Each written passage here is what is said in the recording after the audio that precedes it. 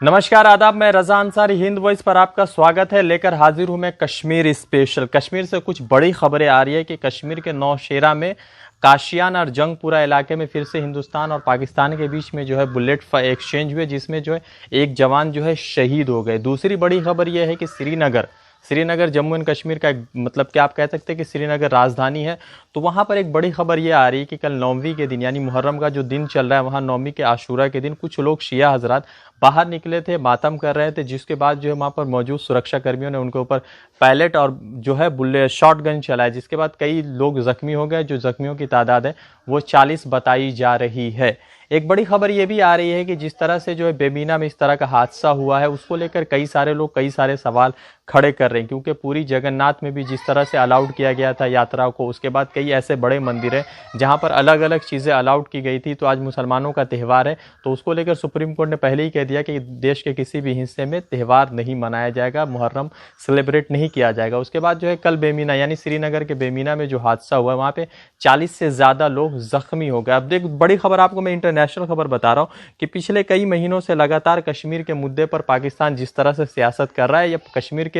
लोगों के साथ किस तरह की सहानुभूति है, किस तरह के उनके मोहब्बत है, वो तो मैं नहीं बता सकता, मगर पिछले कई महीनों से लगातार जो है कश्मीर के मुद्दे को इंटरनेशनल इशू बनाने की एक कोशिश की जा रही है। उस पर जो है एक ऑर्गेनाइजेशन है जिसका नाम है ऑर्गेनाइजेशन इस्लामिक कोऑपरेशन। ये कई बड़े देश जो है, जो मुस्लिम्स कंट्री है, उनकी एक बड़ी ऑर्गेनाइजेशन है। उसमें जो है इमरान खान पहुंचते हैं और कश्मीर के मुद्दे पर बात करने की बात करते हैं। और सवाल ये पैदा होता है कि ये जो बात करने की बात की जा रही है, उसमें जो सबसे बड़ा आप कह सकते हैं भागीदार है या सबसे बड़ी कंट्री जो इस ऑर्गेनाइजेशन इस्लामिक कोऑपरेशन में शामिल है, वो सऊदी अरब है। तो सऊदी अरब ने पाकिस्तान के इस बात को यानी इमरान खान इस बात को नकार दिया, जिसके बाद इमरान खान जो है ये भी प्लान कर रहे हैं कि जिस तरह से $6 बिलियन अमेरिकन डॉलर का जो सहायता पाकिस्तान को दिया गया था, वो वापस करने की बात की जा रही है। और दूसरी खबर ये भी आ रही है कि सऊदी अरेबिया ने यह भी मांगा है कि उनके जो $6 बिलियन जो एड दिया गया था, जो मदद की गई थी पाकिस्तान को उसके मतलब कि चीज़ों को प्रोग्रेस करने के लिए से अलग अलग सेक्टर में वो पैसा मांगने की बात की जा रही है। दूसरी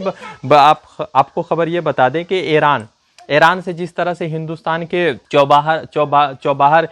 प्रोजेक्ट से बाहर करने की बात की गई थी, तो उसके बाद जो है अब चाइना को उस प्रोजेक्ट में शामिल किया गया था। बहुत सारे लोग तो ये बता रहे थे कि जिस तरह से बाहर किया गया हिंदुस्तान को चौबाहर प्रोजेक्ट से, मगर सवाल ये है कि ये चाइना के आने के बाद हिंदुस्तान का जो कश्मीर पर स्टैंड है उसको वजह से बाहर किया जा रहा है। अब एक खबर आपको ये भी बता दें कि जिस तरह से खिलाफत मूवमेंट की बात चली है, तो पाकिस्तान के सिलेबस बहुत सारे स्कूलों में खिलाफत मूवमेंट इन इंडिया के नाम से एक सिलेबस पढ़ाया जा रहा है, लोगों को सिलेबस बताया जा रहा है, जिसके बाद जो है पाकिस्तान की क्या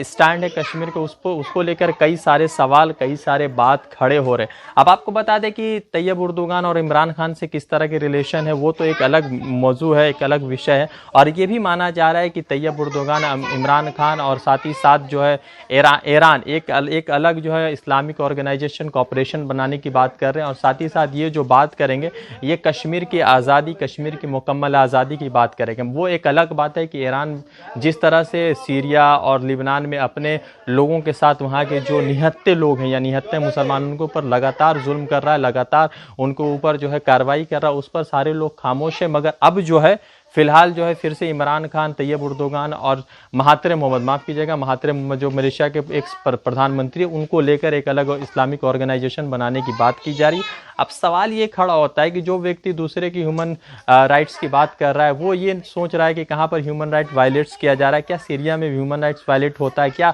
जो है टर्की में ही खुद ह्यूमन